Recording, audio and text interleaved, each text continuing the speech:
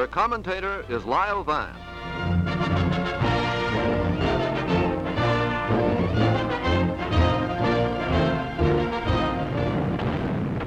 The storm breaks in full final fury on the German Rhine.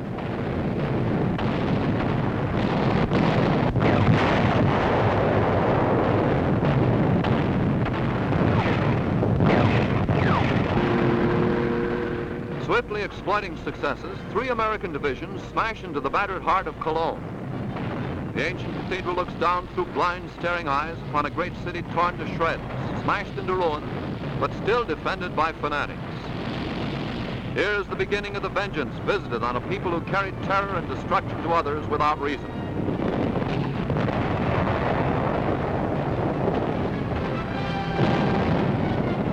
The German Tiger tank is hit.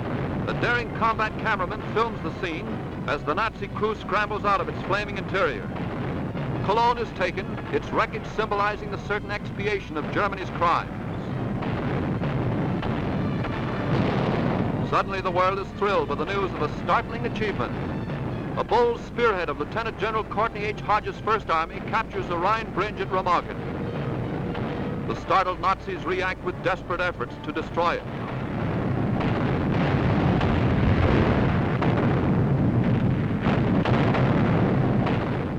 In the meantime, a pontoon bridge is thrown across the river.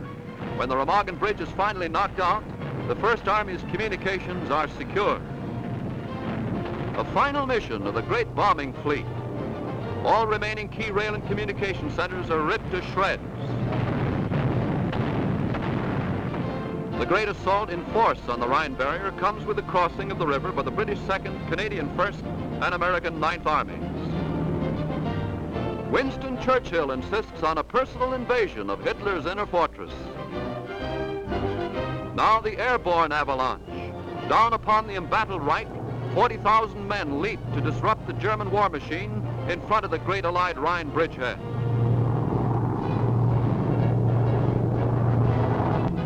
From other transports come ammunition, food, medical supplies for the airborne army. The once rigid framework of the Western Front has been sagging for weeks. One sharp blow brings it crashing down, and the disintegration of the German Wehrmacht begins. Here, for the first time, the American Army's secret rocket launchers are seen in destructive action.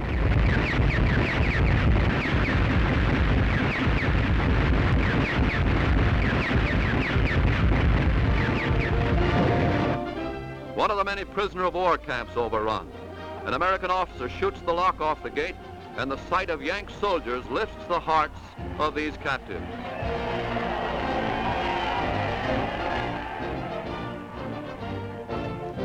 General Eisenhower personally visits a German terror camp at Ohrdruf to see its horrors with his own eyes. General Patton is stunned by the ghastly evidence of bestiality that civilized people will never forget. 30 miles east of Berlin, Russia's Katyusha rockets suddenly flame into action. The 1st White Russian Army Group, veterans of Stalingrad, drive from their bridgehead on the Oder toward Berlin.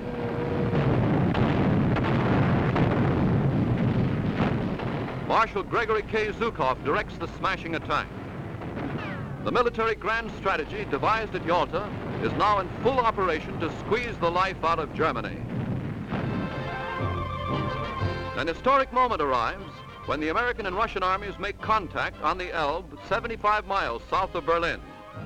U.S. Major General Reinhardt crosses the river in a racing shell as all bridges are down and boats in this area have been seized by terrified Nazi soldiers and civilians fleeing from the Russian army.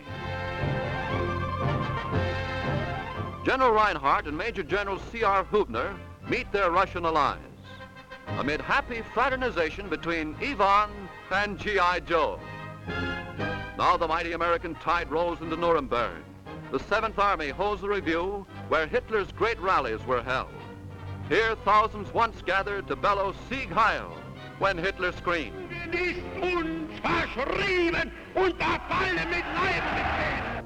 Now the vast expanse is empty except for 3 American soldiers who have a job to do. Watch the symbol.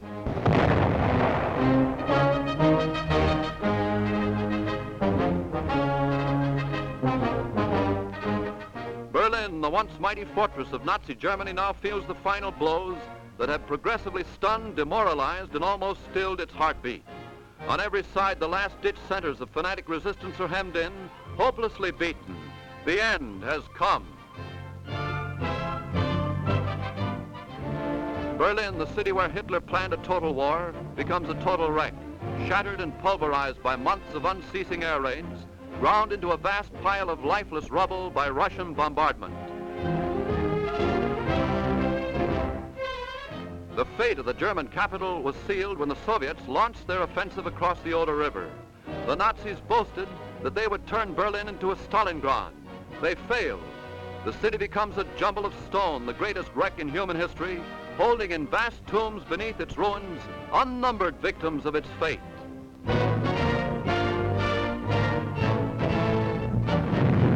And Moscow celebrates with massed guns.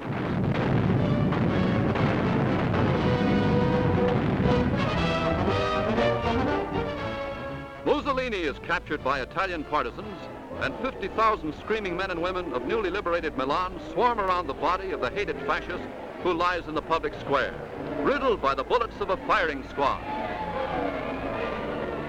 Thus an era of treachery and deceit ends without glory.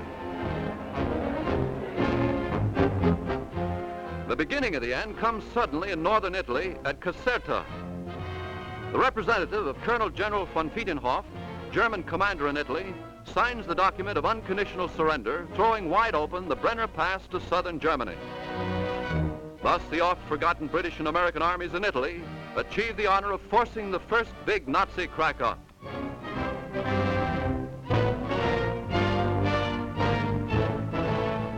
Lieutenant General W.D. Morgan, Chief of Staff to General Alexander, signs. Now in North Germany, south of Hamburg, Field Marshal Bernard L. Montgomery receives a Nazi delegation.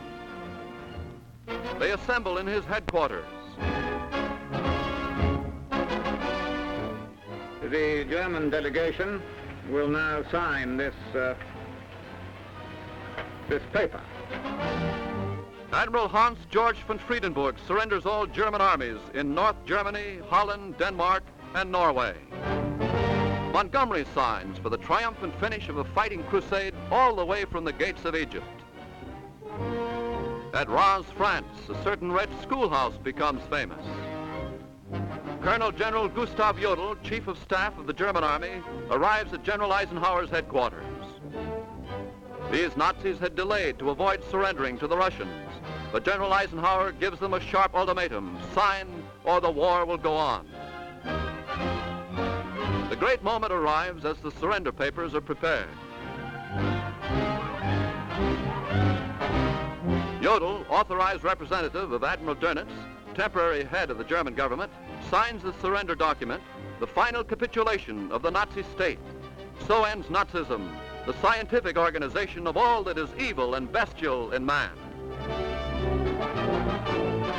The Chief of Staff for General Eisenhower, Lieutenant General Walter Bedell Smith, signs. Victory celebrations begin at General Dwight D. Eisenhower's headquarters, and Soviet officers join in. The general is presented with the historic pens. London celebrates. The royal family at Buckingham Palace joins in the historic event. London emerges at last from years of darkness, terror, and destruction. In New York's Times Square and in every city, town, and hamlet, millions cheer V.E. Day.